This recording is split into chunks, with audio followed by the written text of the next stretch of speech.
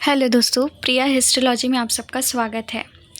जैसा कि आपको पता है, मैंने आप लोगों के लिए हिस्ट्री एनसीईआरटी की सीरीज़ की शुरुआत की है, जिसमें मैंने क्लास 6, 7, 8 क्लास 6 से 7 तक अच्छे से कंप्लीट करा दिया है। अब हम आगे बढ़ते हैं क्लास 8 की एनसीईआरटी में।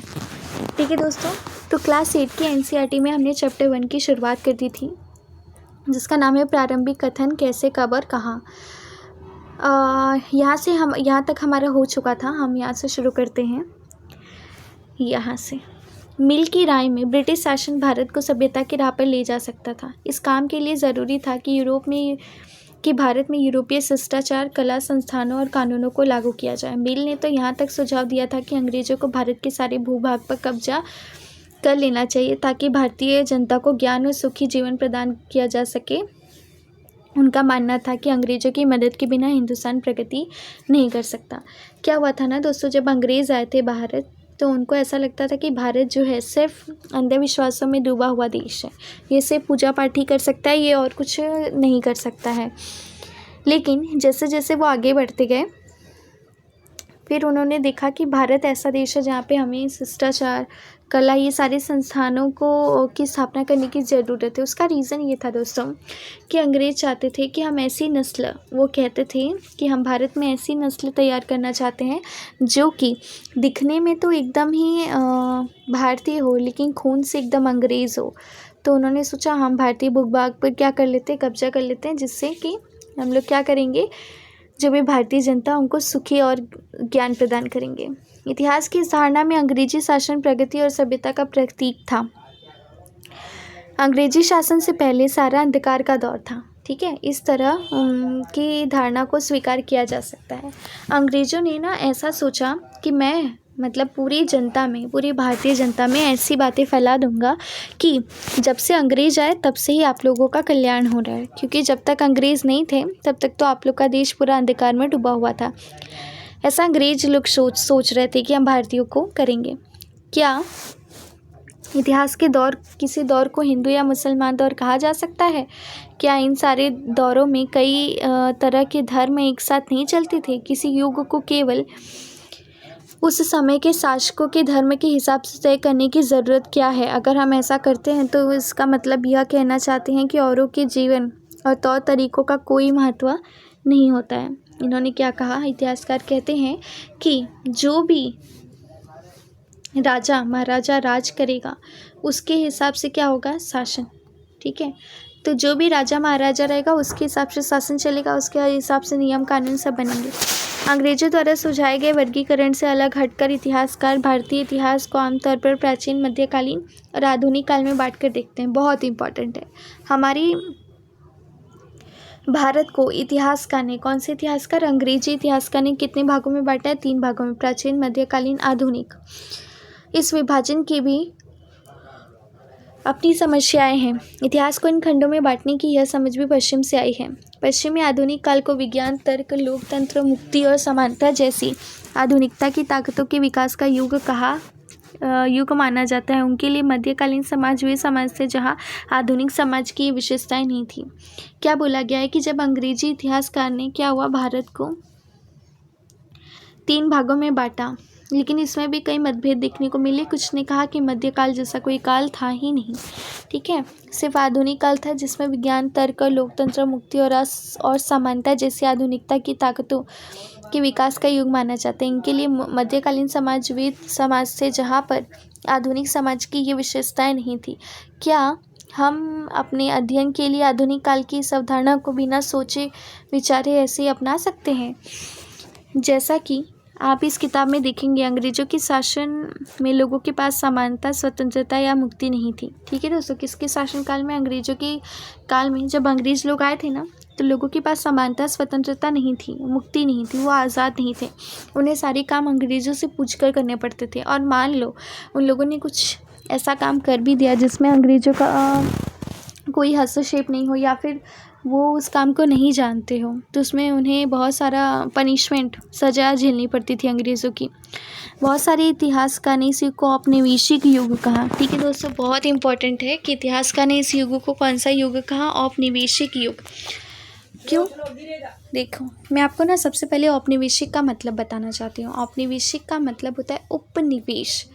मतलब जब कोई देश दूसरे देश पर राज करे तो उसे हम कहते हैं औपनिवेशिक। उपनिवेश है, मान लो इंग्लैंड के लोग मतलब अंग्रेज़ लोग भारत पर राज कर रहे थे, तो इंग्लैंड के लोगों के लिए भारत क्या था? एक उपनिवेश था। औपनिवेशिक क्या होता है इसके बारे में पढ़ते हैं, बहुत इंपॉर्टेंट टर्म है। अभी आप लोग को समझ में आ जाएगा तो अच्छा रहेगा, क्योंकि आप जैसे ही आगे पढ़ते जाओगे बढ़ते जाओगे ये सारी चीज़ें आपको आएगी पढ़ने के लिए। ठीक है, तो देखते हो औपनिवेशिक क्या है। अंग्रेज़ों ने हमारे देश को जीता और स्थानीय नवाबों और राजाओं को दबाकर अपना शासन स्थापित किया। आप देखेंगे कि किस तरह उन्होंने अर्थव्यवस्था व समाज पर नियंत्रण स्थापित किया। अपने सारे खर्चों को निपटाने के लिए राजस्व वसूल किया, अपनी ज़रूरत की चीज़ों को सस्ती कीमत पर खरीदा, निर्यात के लिए महत्वपूर्ण फसलों की खेती कराई। और इन सारी कोशिशों के कारण क्या बदलाव आए, आप ये भी जानेंगे कि ब्रिटिश शासन के कारण यहाँ की मूल्य मान्यता और पसंद नापसंद, रीति रिवाज व तौर तरीक़ों में क्या बदलाव आए। जब एक देश पर दूसरे देश के दबदबे से इस तरह के राजनैतिक, आर्थिक, सामाजिक, सांस्कृतिक बदलाव आते हैं तो इस प्रक्रिया को औपनिवेशीकरण कहते हैं। बहुत अच्छा डेफिनेशन है दोस्तों, कहीं भी नहीं मिलेगा। फिर आप बोलते हो कि कंटेंट कहाँ से मिले, हम कहाँ से आंसर राइटिंग के लिए प्रैक्टिस करें, सारी चीज़ें तो देखिए यहीं पे लिखा हुआ है डायरेक्ट कि औपनिवेशिक किसे कहते हैं। जब कोई एक देश, सिंपल दोस्तों मैं आपको सिंपल वर्ड्स में बता रही हूँ कि जब भी कोई एक देश दूसरे देश पर राज करे, ठीक है, और वो राज सामाजिक, आर्थिक, राजनीतिक तीनों तौर पर करे तो उसे हम कहते हैं औपनिवेशिक। जैसे कि इंग्लैंड के लोगों ने भारत देश पर राज किया था। भारत से अपने ज़रूरत के हिसाब से सामान खरीदते थे, सस्ते दाम पर खरीदते थे और ज़्यादा दाम पर बेचते थे उसे। फिर जब अंग्रेज़ों को ज़रूरत पड़ी तो उन्होंने भारतीय लोगों से राजस्व कर वसूला, अपनी ज़रूरत के हिसाब से चीज़ें सस्ती खरीदी, खेती करवाई। सारी चीज़ें कौन करवाते था? अंग्रेज़ कराते थे, अपनी हुकूमत के बल पर कराते थे। उन्होंने क्या किया? सबसे पहले भारत में आए, भारतीय राजाओं के बीच में उन्होंने लड़ाइयाँ करवाई। लड़ाई कराने के बाद उन्होंने देखा कि हम तो फूट डालो राज करो की नीति अपना सकते हैं। उन्होंने दो राजाओं के बीच में फूट डाला, फिर उनके बीच में राज किया।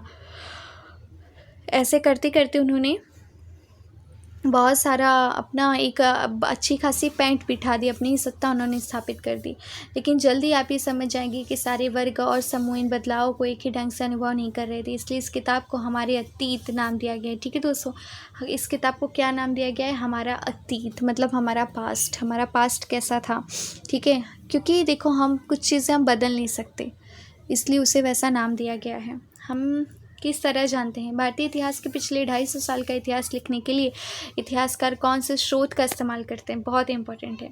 हम हमारे अतीत के बारे में तो पढ़ रहे हैं, बट अतीत के बारे में जानकारी कहाँ से मिलती है वो देखिए। अंग्रेज़ी शासन द्वारा तैयार किए गए सरकारी रिकॉर्ड इतिहासकारों का एक महत्वपूर्ण साधन होते हैं।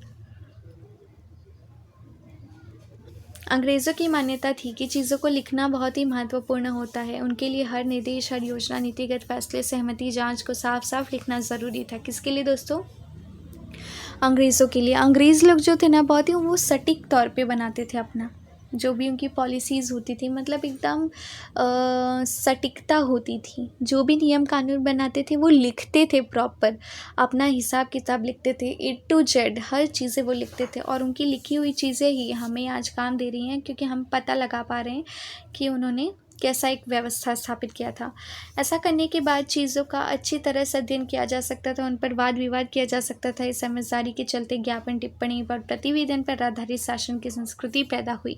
अंग्रेज़ों को यह भी लगता था कि तमाम अहम दस्तावेज़ों और पत्रों को संभाल कर रखना ज़रूरी है, लिहाजा उन्होंने सभी शासकीय संस्थानों में अभिलेख कक्ष भी बनवा दिए। तहसील के दफ्तर बनवाए, कलेक्ट्रेट, कमिश्नर के दफ्तर, प्रांतीय सचिवालय, कचहरी, सबके अपने रिकॉर्ड रूम होते थे। और महत्वपूर्ण दस्तावेज़ों को बचा कर रखने के लिए अभिलेखागार, आर्काइव और संग्रहालय जैसे संस्थान भी बनाए गए। क्या बोला गया है दोस्तों कि अंग्रेज़ लोग ना लिखित तौर, मतलब कि कानूनी तौर पे लीगली कोई भी चीज़ रखने में ज़्यादा बिलीव करते थे। अगर आप लॉ पढ़ोगे ना तो आपको सिर्फ एक ही चीज़ बताया जाएगा कि जो कानून है वो सिर्फ और सिर्फ सबूतों को मानती है, वो किसी बोली हुई चीज़ों को नहीं मानती है। सेम यही चीज़ फॉलो किया था अंग्रेज़ों ने, वो थे पढ़े लिखे, तो उन्होंने सोचा हम हर चीज़ का, हर काम का क्या रखेंगे, रिकॉर्ड रखेंगे, क्योंकि जब तक रिकॉर्ड नहीं रखेंगे तो हमें प्रूफ नहीं रहेगा हमारे पास कि हमने काम किया है। वो हर चीज़ का रिकॉर्ड रखते थे, इसके लिए उन्होंने तहसील बनवाया, कलेक्टर का रूम, कमिश्नर का दफ्तर, हर चीज़ बनवाया और हर जगह उन्होंने एक रिकॉर्ड रूम तो ज़रूर ही रखा। 19वीं सदी की शुरुआत में प्रशासन की एक शाखा से दूसरी शाखा के पास भेजे गए पत्रों और ज्ञापनों को आप आज भी अभिलेखागारों में देख सकते हैं। वहाँ आप जिला अधिकारियों द्वारा तैयार किए गए नोट्स और रिपोर्ट्स पढ़ सकते हैं और यहाँ ऊपर बैठे अफसरों द्वारा प्रांतीय अधिकारियों को भेजे गए निर्देश और सुझाव देख सकते हैं। 19वीं सदी के शुरुआती सालों में इन दस्तावेजों की सावधानीपूर्वक नकलें बनाई जाती थी। क्या हुआ दोस्तों कि जैसे जैसे समय बढ़ता गया तो जो आगे की जनरेशन आती गई 19वीं शताब्दी 20वीं शताब्दी, उन लोगों ने क्या किया ना कि जो भी अंग्रेज़ों की प्रतियाँ थी, कॉपी, नकलें, मतलब ज़ेरॉक्स रिकॉर्ड की, उन सब का वापस से एक दस्तावेज़ तैयार किया जा रहा था, सब प्रूफ के लिए दोस्तों, दिखाने के लिए कि पहले के काम कैसे होते थे। उन्हें खुशनवीसी के माहिर लिखते थे। खुशनवीसी या सुलेखन भी ऐसे लोग होते जो बहुत सुंदर ढंग से चीज़ें लिखते। 19वीं सदी के मध्य तक छपाई तकनीक भी फैलने लगी थी। इस तकनीक के सहारे अब प्रत्येक सरकारी विभाग की कार्यवाहियों के दस्तावेजों की कई प्रतियां बनाई जाने लगी। पहले तो क्या हुआ कि अंग्रेज़ लोग सुलेखन विश रखते थे, मतलब ये वो इंसान होते थे जो कि अच्छी हैंडराइटिंग में, एक अच्छी सुलेखन प्रणाली पद्धति से वो चीज़ों की कॉपियाँ मतलब नकल करके लिखते थे। लेकिन इस तकनीक के सहारे क्या हुआ कि सरकारी विभाग की कार्यवाहियों के दस्तावेज की कई क्या बनाई गई दोस्तों, प्रतियां बनाई जाने लगी। कब? जब छपाई प्रणाली आ गई थी तब। सर्वेक्षण का बढ़ता महत्व। औपनिवेशिक शासन के दौरान सर्वेक्षण का चलन भी महत्वपूर्ण हो गया। अंग्रेज़ों का विश्वास था कि किसी देश पर अच्छी तरह शासन चलाने के लिए उसको सही ढंग से जानना ज़रूरी होता है। 19वीं सदी की शुरुआत तक पूरे देश का नक्शा तैयार करने के लिए बड़े बड़े सर्वेक्षण किए जाने लगे। गाँव में राजस्व सर्वेक्षण किए गए। इन सर्वेक्षणों में धरती की सतह, मिट्टी की गुणवत्ता, वहाँ मिलने वाले पेड़ पौधों, जीव जंतुओं, स्थानीय इतिहासों वह फसलों का पता लगाया जाता था। अंग्रेज़ों की राय में किसी इलाके का शासन चलाने के लिए इन सारी बातों को जानना ज़रूरी था। 19वीं सदी के आखिर से हर 10 साल में जनगणना भी की जाने लगी। क्या हुआ कि अब धीरे धीरे ना अंग्रेज़ों ने सर्वेक्षण करना शुरू कर दिया, हर जगह का, हर स्थान का, कि कहाँ पे कौन सी जगह है उसका सर्वेक्षण करने लगे। राजस्थान में भी उन्होंने किया। यहाँ पे एक उदाहरण है, राजस्थान ही है बट राजस्व सर्वेक्षण किया, सॉरी। किसका सर्वेक्षण करते थे? धरती की सतह का, मिट्टी की गुणवत्ता, मिलने वाले पेड़ पौधे, जीव जंतु, स्थानीय इतिहासों व फसलों का करते थे। उनकी जाति, इलाके और व्यवसाय के बारे में जानकारियाँ इकट्ठा की जाती थी। इसके अलावा वनस्पतिक सर्वेक्षण, प्राणी वैज्ञानिक सर्वेक्षण, पुरातत्वीय सर्वेक्षण, मानव शास्त्रीय सर्वेक्षण, वन सर्वेक्षण आदि कई दूसरे सर्वेक्षण भी किए जाते थे। एक तरफ से पूरी जनगणना होती थी, पशु पक्षी, प्राणी, वनस्पति, हर चीज़ों की, कि हमारे देश में कौन सी चीज़ कितनी मात्रा में है, सबका अंग्रेज़ लोग क्या कराते थे? सर्वेक्षण।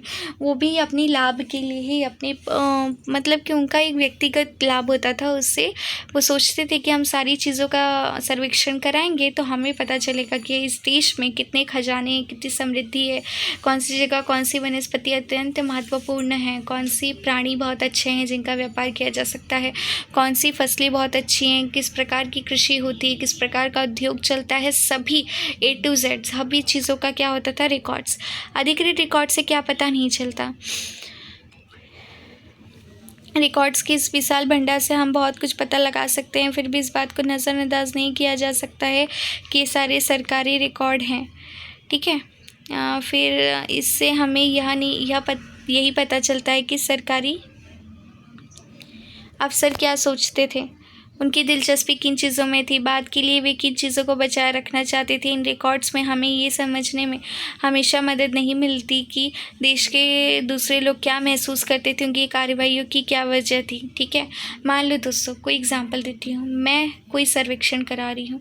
मैं सर्वेक्षण में ये देखूँगी कि मेरा जो वीडियो है कि कौन से लोग देखते हैं, किस टाइप के लोग देखते हैं, उसे कितना देखते हैं। ठीक है, देखने के बाद क्या फीडबैक देते हैं, उन्हें क्या चीज़ें पसंद आती है, क्या नहीं पसंद आती है, क्या वो पूरा एंड तक देखते हैं।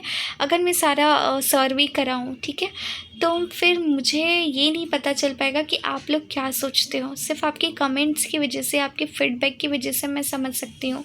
अगर आप लोग फीडबैक वगैरह भी नहीं दो तो मैं ये नहीं समझ सकती हूँ कि मेरे सर्वे कराने से, मेरे सर्वेक्षण कराने से आपको क्या प्रॉब्लम होगी। इन बातों को जानने के लिए हमें कहीं और देखना होगा। जब हम ऐसे दूसरे स्रोतों की तलाश में निकलते हैं तो उनकी भी कोई कमी नहीं रहती, लेकिन सरकारी रिकॉर्ड्स के मुकाबले उन्हें ढूंढना ज़रा मुश्किल साबित होता है। इस लिहाज से लोगों की डायरिया, तीर्थ यात्राओं और यात्रियों के संस्मरण, महत्वपूर्ण लोगों की आत्मकथाएं और स्थानीय बाज़ारों में बिकने वाली लोकप्रिय पुस्तिकाएं महत्वपूर्ण हो जाती है। जैसे जैसे छपाई की तकनीक फैली, अखबार छपने लगे, विभिन्न मुद्दों पर चर्चा में बहस होने लगी, नेताओं और सुधारकों ने अपने विचारों को फैलाने के लिए लिखा, कवियों, उपन्यासकारों ने अपनी भावनाओं को व्यक्त करने के लिए लिखा। क्या बोला गया है दोस्तों कि जब तक छपाई प्रणाली नहीं थी तब तक लोगों की जो भी बातें थी वो सबूत के तौर पे हम जमा नहीं कर सकते थे, लेकिन जब छपाई प्रणाली आने लगी तो लोगों ने बड़े बड़े इतिहास कवियों ने उपन्यास लिखना शुरू किया। उसके बाद बड़े बड़े मुद्दों पर बहस होने लगी, अखबार छपने लगा, उसके बाद मैगजीन्स आने लगे और सब पे चीज़ें लिखी हुई आती थी। लेकिन ये सारे स्रोत उन लोगों ने रचे हैं जो पढ़ना लिखना जानते थे। इससे हम यह नहीं पता लगा सकते कि आदिवासी और किसान, खदानों में काम करने वाले मजदूर या सड़कों पर ज़िंदगी गुजारने वाले गरीब किस तरह के अनुभवों से गुजर रहे थे। क्या बोला गया है कि मान लो छपाई प्रणाली आई थी तो छपाई प्रणाली की वजह से सिर्फ उनको ही बेनिफिट मिल रहा था कि जो कि पढ़े लिखे लोग थे, लेकिन हम ये नहीं पता लगा सकते कि उनकी ज़िंदगी कैसे बीत रही थी जो पढ़े लिखे नहीं थे, उन्हें कैसे समाचार के बारे में पता चल रहा था। अगर हम थोड़ी और कोशिश करें तो हम इस बारे में भी जान सकते हैं कि जैसे जैसे आप इस किताब में आगे पढ़ेंगे आपको यह बात समझ में आने लगेगी। ठीक है, तो यहाँ पे हमारा चैप्टर का होता है द एंड। अब हम नेक्स्ट लेक्चर में क्या करेंगे, क्लास 8 की एनसीईआरटी का चैप्टर 2 की शुरुआत करेंगे, और जिसमें हम लोग देखेंगे और पढ़ेंगे कि आगे कैसे हमें अच्छी अच्छी बातें बताई गई हैं। बस दोस्तों, आपको एक काम करना है, मेरी वीडियो को लाइक करना है, शेयर करना है और चैनल को सब्सक्राइब करना ना भूलें। आपकी एक सब्सक्राइब से मुझे बहुत ही मोटिवेशन मिलता है और मैं आप लोगों के लिए नेक्स्ट ऐसे ही वीडियो लाने के लिए बहुत ही उत्सुक रहती हूँ, और आपके लिए बहुत अच्छे अच्छे कंटेंट मैंने तैयार किए हैं। बस आपका सपोर्ट चाहिए, और मेरी वीडियो को क्या करना है, लाइक करना है, शेयर करना है और सब्सक्राइब करना है। ठीक है, मिलते हैं अपने नेक्स्ट सेशन में। Good bye.